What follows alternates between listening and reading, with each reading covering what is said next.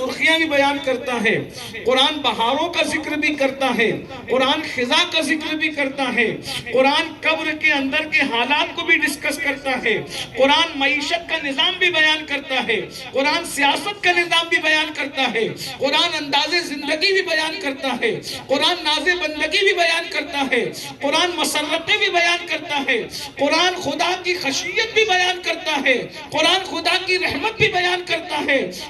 قرآن جہاں انسان کو ڈرا کے رلاتا ہے وہی جنت کی بشارتیں دے کر انسان کو مسکرانے میں مجبور بھی کر دیتا ہے۔ ایک قرآن ہے اور کروڑوں مضامین اس میں سمٹ آئے ہیں، بلکہ قرآن کے بارے میں حدیث پاک میں آیا کہ زمانہ قرآن کی تفسیر بن جائے گا۔ جیسے جیسے دنیا ترقی کرتی جائے گی قرآن کی تفسیر سامنے آتی جائے گی۔ قرآن کا نزول بند ہوا ہے، قرآن کی آیتوں کا نزول بند ہوا ہے، مگر معنی قرآن اب بھی علماء کے سینوں پر نازل ہو رہے ہیں۔ ہر دن قرآن نئے معنی کے ساتھ ہے، ہر دن قرآن نئے انداز کے ساتھ ہے، ہر دن قرآن نئی تشریح کے ساتھ ہے، ہر دن قرآن نئے بیان کے ساتھ ہے، بلکہ قرآن مقدس کی ایک ایک آیت کی کم سے کم 70 ہزار تفاسیر ہے۔ اور امام عبدالوہاب شارانی تو یہاں تک لکھتے ہیں کہ جب انسان کثرت سے تلاوت کرتا ہے تو قرآن بولتا ہے کہ میرا معنی یہ ہے، میرا مفہوم یہ ہے۔ قرآن اپنا معنی خود بیان کرتا ہے۔ تو کہنے کی بات ہے دنیاوی علوم اور مذہبی علوم، ہر علم مذہبی ہے اور سارے علوم کے سوتے قرآن سے پھوٹتے ہیں۔ تو انہوں نے بتایا حضرت علیمی صاحب نے کہ دنیاوی علوم کے ساتھ، چلے مہورتاً ہی کہہ لیں، دنیاوی علوم کے ساتھ اپنے بچوں کو مذہبی علوم بھی سکھائیے۔ وجہ ہمارے بچوں کو ہم نے 25 سال تک دنیاوی علوم پڑھائے، لیکن ہم نے 25 دن بھی توجہ کے ساتھ اپنے بچوں کو دینی علوم پڑھانے کی طرف توجہ نہیں کی۔ نتیجہ کیا ہے؟ ایک دور تھا، ایک زمانہ تھا کہ اقبال نے کہا تھا دی اذانیں کبھی یورپ کے کلیساؤں میں اور افریقہ کے تپتے ہوئے صحراؤں میں، دشت تو دشت ہے دریا بھی نہ چھوڑے ہم نے، بحر ظلمات میں دوڑا دیے گھوڑے ہم نے۔ یہ ہماری تاریخ ہے، ہم نے یورپ کے کلیساؤں میں اذان پڑھی ہے، اور آج ہمارا حال یہ ہو گیا ہے، مذہبی زوال ہمارا یہ ہے کہ اپنے گھر میں بچہ پیدا ہو تو ہم اپنے گھر کے بچے کے کان میں اذان دینے کے قابل نہیں ہیں۔ جو قوم اپنے گھر کے بچے کے کان میں اذان دینے کی صلاحیت نہ رکھتی ہو وہ یورپ کے کلیساؤں میں کیا اذان دے سکے گی؟ وہ افریقہ کے تپتے ہوئے صحراؤں میں کیا اذان دے سکے گی؟ میرے آقا علیہ الصلوۃ والتسلیم کے دیوانوں، اس لیے ہماری یہ ذمہ داری ہے کہ دنیاوی علوم اپنے بچوں کو کم سے کم اتنا ہونا چاہیے کہ کم سے کم ہمارا ہر بچہ گریجویٹ ہو، اور مذہبی علم ہمارے پاس اتنا ہونا چاہیے کہ ہمارے گھر میں بچہ پیدا ہو تو اذان ہم خود ہی دیں، اور اب باپ کا انتقال ہو تو نماز جنازہ خود پڑھا سکیں۔ یہ ضرورت ہے، بہت اہم ضرورت ہے۔ ہمارے لوگ کچھ سمجھتے یہ ہیں کہ حافظ بنانے کے بعد بچہ کیا کرے گا۔ لوگ ہمیں ڈائلاگ بولتے ہیں، مولانا حافظ بنا کے کیا کریں گے؟ کوئی مسجد میں امامت کرانا پڑے گی، کوئی مدرسے میں اس کو ڈیوٹی کرنی پڑے گی۔ میں کہتا ہوں کہ کس نے تمہیں یہ کہا کہ حافظ بننے کے بعد مسجد میں امامت لازمی ہے؟ تمہیں کس نے کہا کہ عالم بننے کے بعد مدرسے میں جو ہے وہ منہاج العربیہ لے کر کے بیٹھ کر کے پڑھانا ضروری ہے، قدوری کا درس دینا ضروری ہے، شرح وقایع پڑھانا ضروری ہے؟ کس نے کہا آپ کو یہ بات کہ ہر مولوی ضروری ہے مدرسے میں پڑھائیں؟ آپ کی یہ سوچ میں دقیانوسیت ہے۔ کس نے کہہ دیا کہ ہر حافظ کو مسجد میں امامت ضروری ہے؟ کیا ایسا نہیں ہو سکتا کہ جو بچہ حافظ قرآن ہو اس کے بعد وہ وکیل بھی ہو؟ کیوں؟ اس لیے کہ اگر حافظ قرآن وکیل ہوگا تو وہ قاتل کو سزا دلوائے گا اور مقتول کے ورثاء کو ان کا حق دلانے کی کوشش کرے گا۔ اس لیے کہ جب وہ حافظ قرآن ہوگا اس کے دل میں اللہ کا خوف ہوگا، اس کے دل میں اللہ کا ڈر ہوگا۔ کوئی ضروری نہیں کہ وہ عالم دین ہونے کے بعد مدرسے کی مسجد سنبھال کر کے بیٹھے، عالم ہونے کے ساتھ ساتھ وہ جج بھی تو ہو سکتا ہے۔ اگر عالم دین جج بنے گا تو وہ ظلم نہیں کرے گا بلکہ انصاف کرے گا، اور یہ بہت پرانی بات نہیں ہے۔ اسی ہندوستان کی پشت زمین میں اور چشم فلک میں آج سے 200 سال پہلے ایسے عالم دین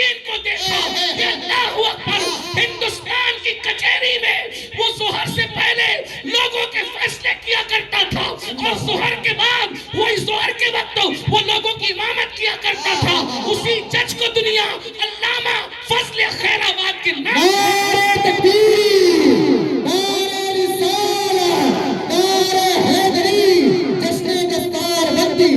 واہ واہ واہ. یہ آزادی کا اتنا بڑا ہیرو ہے جس نے انگریزوں کے خلاف ہندوستان ہمارے ملک کو آزاد کرانے میں جو انگریزوں کے خلاف جہاد کا فتویٰ دیا گیا ہے، وہ جہاد کا فتویٰ دلی کی جامع مسجد میں جمعہ کی نماز کے بعد جس نے سب سے پہلے پڑھ کر کے سنایا، اسی کو علامہ فضل خیر آبادی کے نام سے جانا جاتا ہے. تو میرے بھائیوں، عالم ڈاکٹر بھی ہو سکتا ہے، عالم وکیل بھی ہو سکتا ہے، عالم جج بھی ہو سکتا ہے. اور ایک بات آپ کو بتاؤں، جب علم آتا ہے تو اللہ کا خوف آتا ہے. بڑا عالم وہ نہیں ہے جو بڑے مدرسے کا فارغ ہو. بڑا عالم وہ نہیں ہے جو 2-3 گھنٹے کی تقریر کرتا ہو. بڑا عالم وہ نہیں ہے جس کو حدیثیں زیادہ یاد ہو. بڑا عالم وہ نہیں ہے جس کے سر پر بہت خوبصورت سی پگڑی ہو. بڑا عالم وہ نہیں ہے جو خوبصورت شہوانی پہن کر آئے. بڑا عالم وہ ہے جس کے دل میں اللہ کا خوف زیادہ ہو، اللہ کی خشیت زیادہ ہو. ایک ہے پڑھے لکھے لوگ اور ایک ہے عالم لوگ. ہر پڑھا لکھا عالم نہیں ہوتا، مگر ہر عالم پڑھا لکھا ہوتا ہے. اور عالم کی پہچان کیا ہے؟ لوگ کیا کہتے ہیں؟ یہ مولانا لوگ ایسا کرتے ہیں. میں کہتا ہوں جو صحیح میں عالم ہوگا وہ آپ کو شکایت کا موقع ہی نہیں دے گا. کیوں؟ کیونکہ عالم کی پہچان قرآن بیان کرتا ہے، انما، دیکھ رہے؟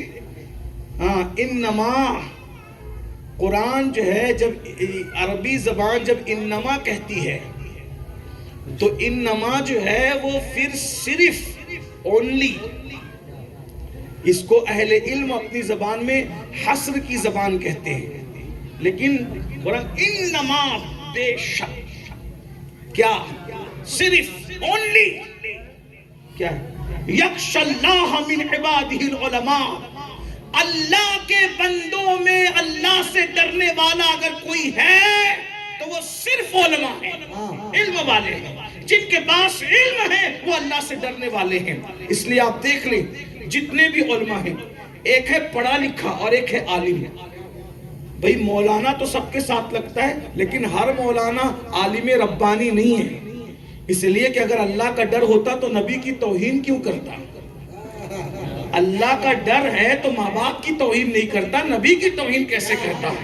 تو جو پڑھا لکھا تھا، جس کو آپ نے غلطی سے عالم سمجھا، وہ پڑھا لکھا ہونے کے بعد ٹھوکر کھا کے کہہ رہا ہے کہ نبی کو بڑے بھائی جیسا درجہ دینا چاہیے اور گاؤں کا چودھری سمجھنا چاہیے. لیکن جو واقعی عالم ہے، جو یکش اللہ کی منزل پہ فائز ہے، وہ کہتا ہے بڑا بھیا اور چودھری کیوں کہوں، سرور کہوں کہ مالک و مولا کہوں.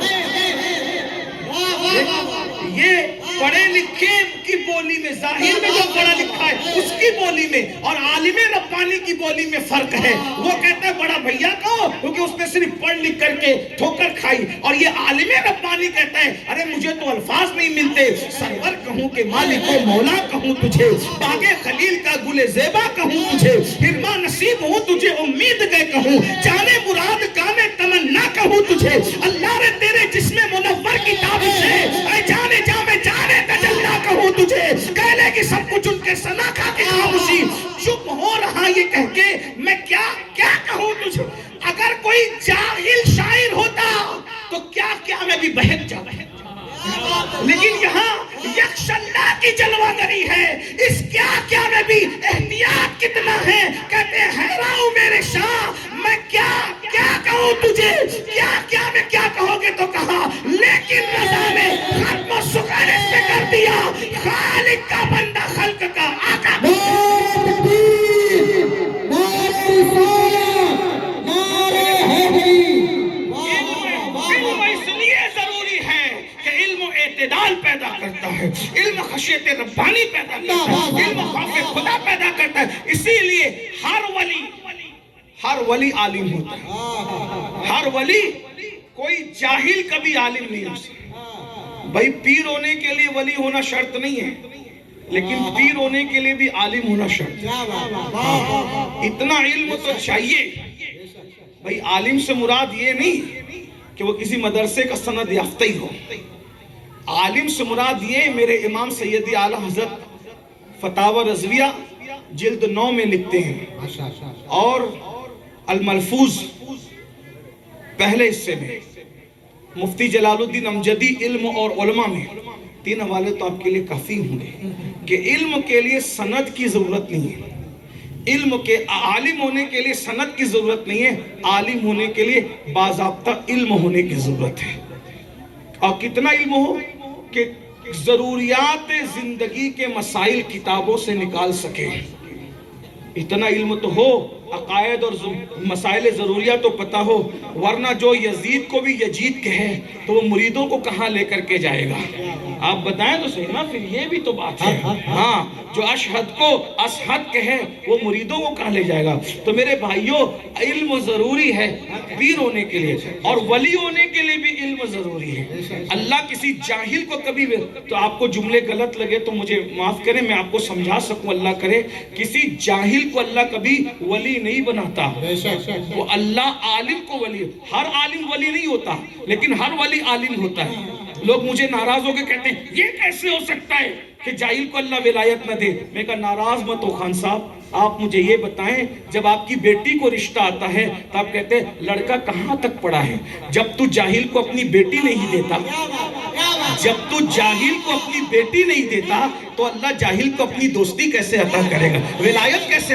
ہاں یہ اور بات ہے، اور یہ اور بات ہے کہ ولایت سے پہلے علم دیا جاتا ہے، بعضوں کو کتابوں سے پڑھایا جاتا ہے، بعضوں کو نگاہوں سے پڑھایا جاتا ہے، لیکن علم ضرور دیا جائے۔ کسی بھی ولی کا نام پڑھو، میں بتاؤں گا، آئیے نا دیکھ لیجئے۔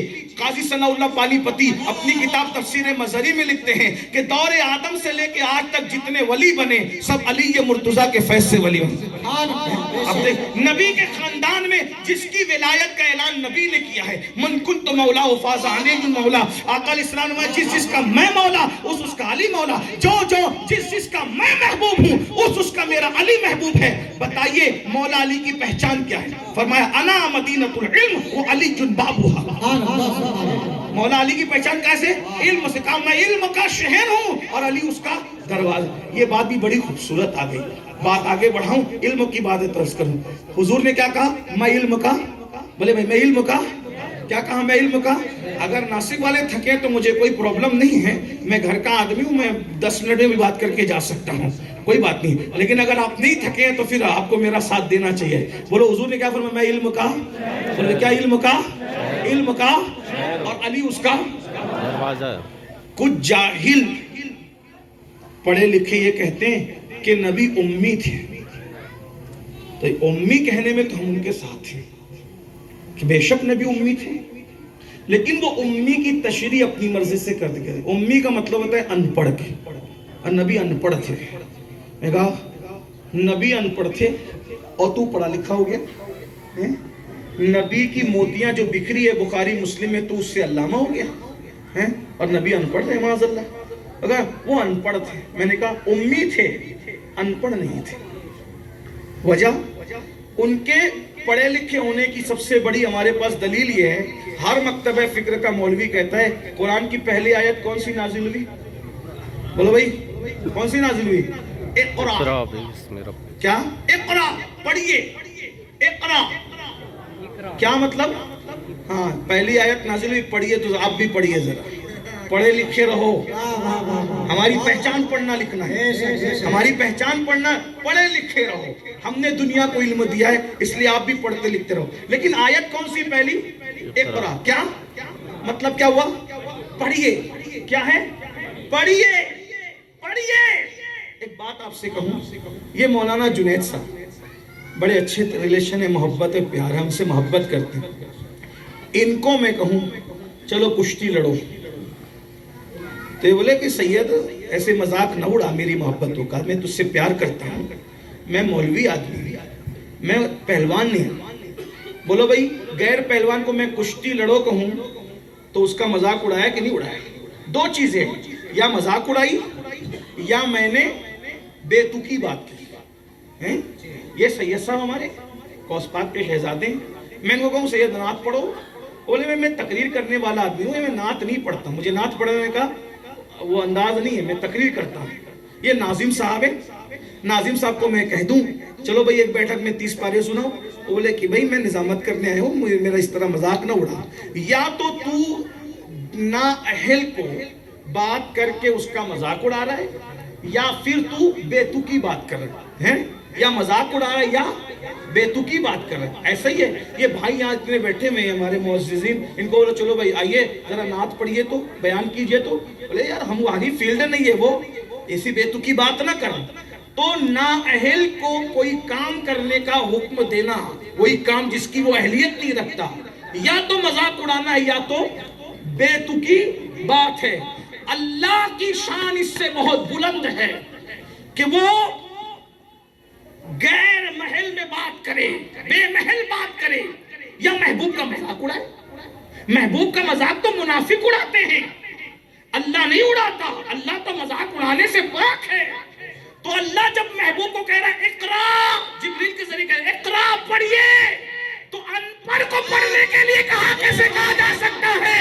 पढ़ना तो पढ़े लिखे को ही कहा जा सकता है। जब कुरान में पहली मर्तबा कहा जा रहा है इकरा पढ़िए, इसका मतलब नबी पढ़े लिखे थे। बल्कि ये बात बता दूं आपको, आदम आने के बाद पढ़ते हैं, आदम को आने के बाद इल्म दिया जाता है। कुरान कहता है इन्नी जाइलुन फिल अर्द खलीफा, आदम को भेजकर खलीफा बनाएंगे। और मेरे नबी की शान है वमा अरसलनाका इल्ला रहमतल लिल आलमीन, उन्हें भेजकर बनाएंगे और उनको बनाकर भेजा जाएगा। आदम आकर बने हैं और मेरे नबी बनकर आए हैं। मेरे नबी बनकर आए। तो लोग क्या कहते हैं नबी उम्मी थे, मतलब अनपढ़ थे माजर। हम कहते अरे मेरा भाई अनपढ़ कैसे होंगे नबी? नबी कहते मैं इल्म का, बोलो भाई इल्म का, बोलो मैं इल्म का और अली उसका दरवाजा। अली मुर्तजा की पहचान, अली वलियों के वली, खातिमुल विलायत, उनकी पहचान क्या है? नबी कह रहे मैं इल्म का, बोलो भाई ना। आपको समझ, बहुत प्यारी बात है, आपको समझना पड़ेगा। मैं इल्म का शहर हूं। आपका नासिक शहर है, कहाँ रहते हो मौलाना? नासिक में। कितने साल से? 5 साल से। पूरा नासिक देखा है? पूरा नासिक देखा है? बोल दो भाई जोर से, पूरा देखा है? मौलाना 5 साल से नासिक में रहते हैं, पूरा नासिक नहीं देखा। सैयद कितने साल से रहते हैं नासिक? बोल दो भैया, बहुत बड़ी बात समझाना लगा हूँ। 50 साल से रहते हैं, पूरा नासिक देखा है? नहीं देखा। मैं भी मालेगांव में पैदा हूँ, मालेगांव शहर में, और मैं 42 भैया 42 का हो गया हूँ। मैंने भी पूरा मालेगांव नहीं, हालांकि नासिक से छोटा है मालेगांव। तवज्जो है आपकी। शहर नहीं देखा। हजरत लोग भी बहुत दिनों से रहते हैं।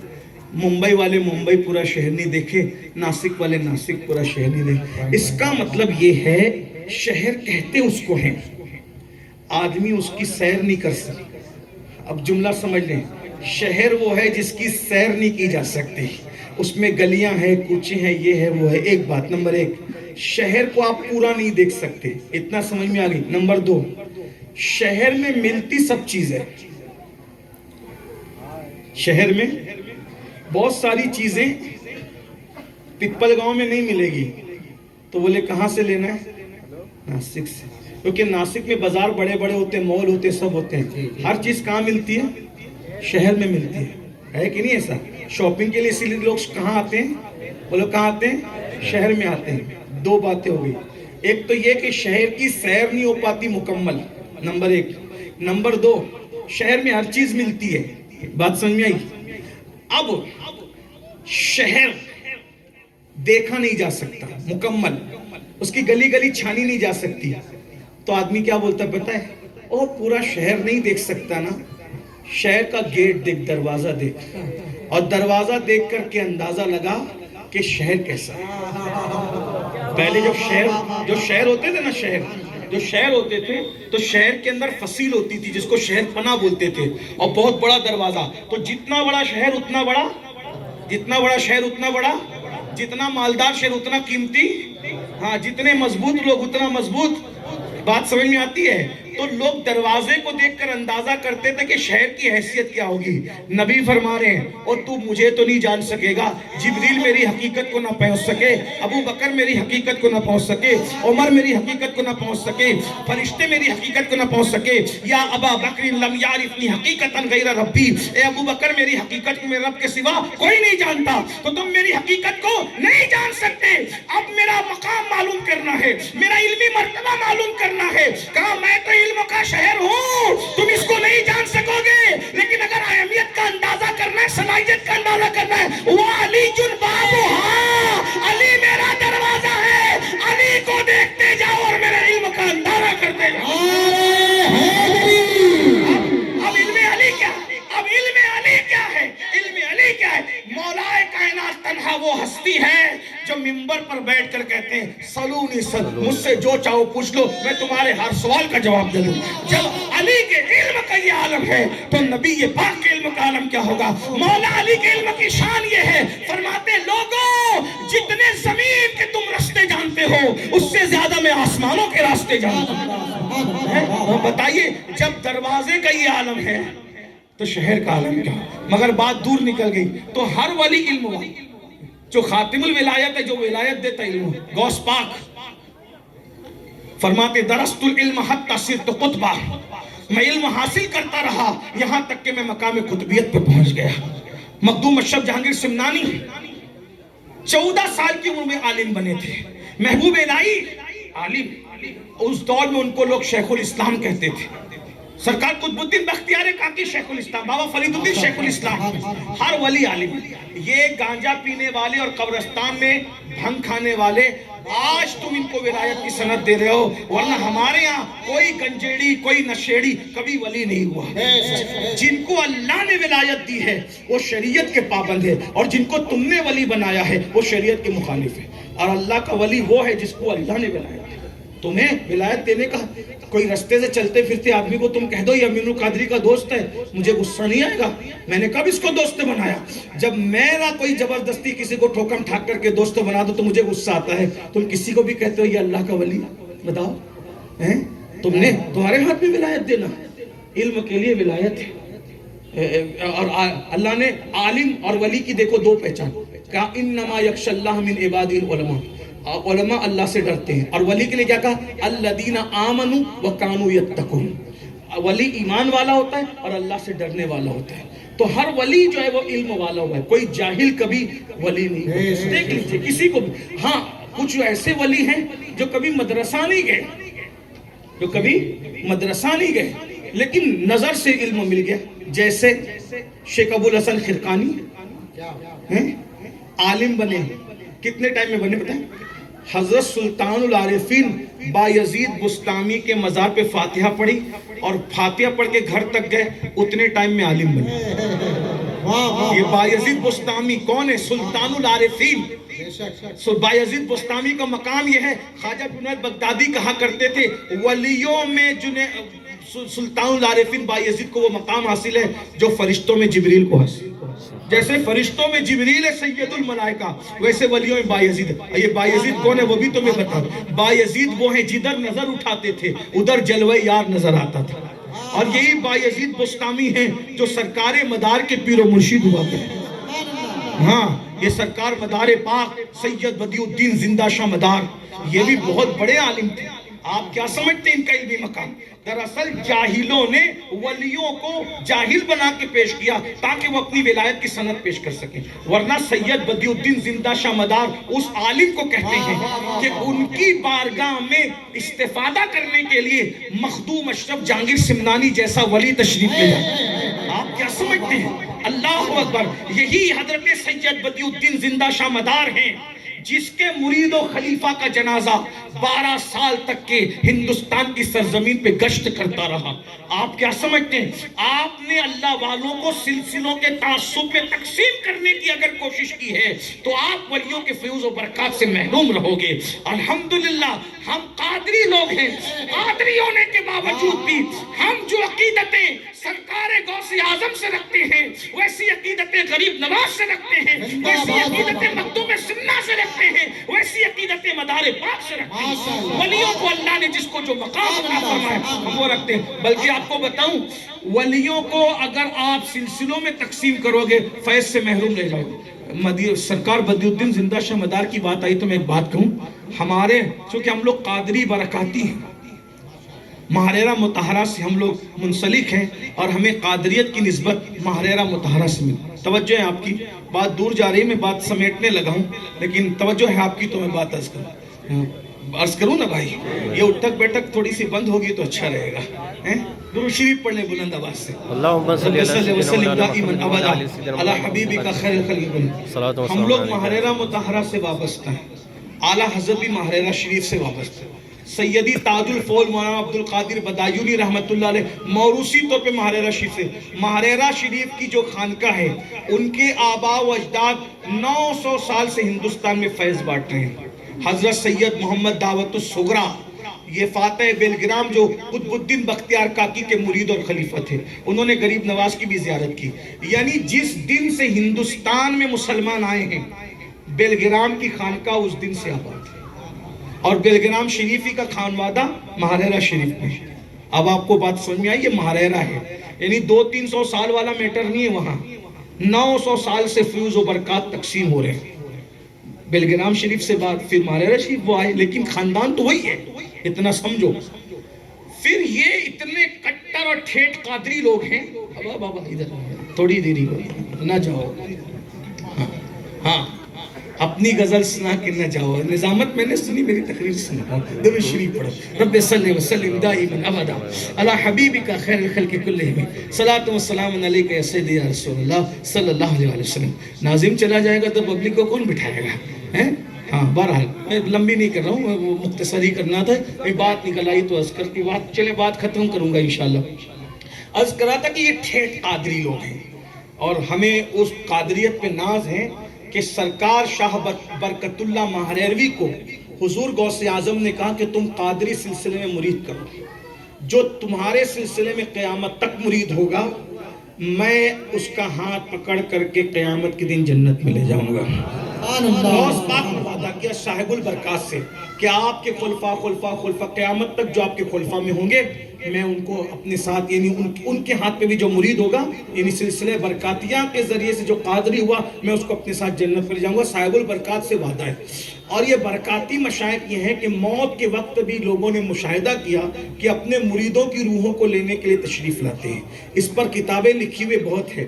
اب یہ شاہ برکت اللہ ماہروی کوئی کمی ہے ان کے یہاں؟ ان کی اولاد میں شاہ حمزہ عینی نے جب لکھا غوث اعظم بمنے بے سر و سامہ مددے, 17 مرتبہ عالم بیداری میں غوث پاک کی زیارت ہوئی اور انہوں نے فرمایا حمزہ وہ قصیدہ پڑھو, غوث اعظم بمنے بے سر و سامہ مددے قبلہ دی مددے کعبہ امام مددے. یہ ہے قادریت. میں بات جو سمجھانے لگا اس کو سمجھو, یہ ہے قادریت. لیکن ولیوں کو آپ سلسلوں میں تقسیم نہیں کر. اب شاہ برکت اللہ کے بیٹے سید آل محمد, شاہ مدار سے ہمارا رشتہ کتنا مضبوط ہے وہ بتاؤں آپ کو. ہم قادریت اتنی ٹھیٹ ہے کہ ڈائریکٹ غوث پاک آ کر کے کہہ رہے ہیں کہ تم بیعت کرو گے میرے سلسلے میں تو تم اور قیامت تک تمہارے خلفاء کے ہاتھ پہ جو مرید ہوگا میں اس کو اپنے ساتھ جنت میں لے جاؤں. قادریت, جہاں قادریت ہے اس کو کسی کی ضرورت ہے؟ بالکل نہیں. یہ بات بالکل سچی ہے. ہاں ہم قادری ہیں اور بڑے ٹھیٹ قسم کے قادری ہیں.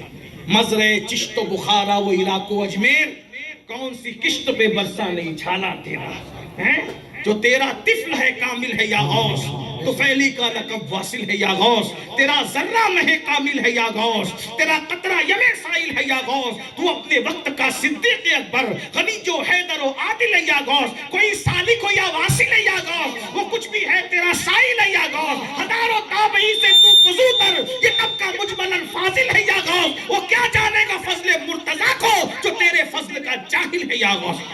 ہماری قادریت پر ہمیں اتنا ناز ہے لیکن اس کے باوجود بھی ناسک والوں غور سے سن لو, ولیوں کو سلسلوں میں بانٹا نہیں جائے گا, ان سے فیض حاصل کیا جائے گا. شاہ برکت اللہ کے بیٹے صاحبزادے ہمارے مرشد سرکار آل محمد جب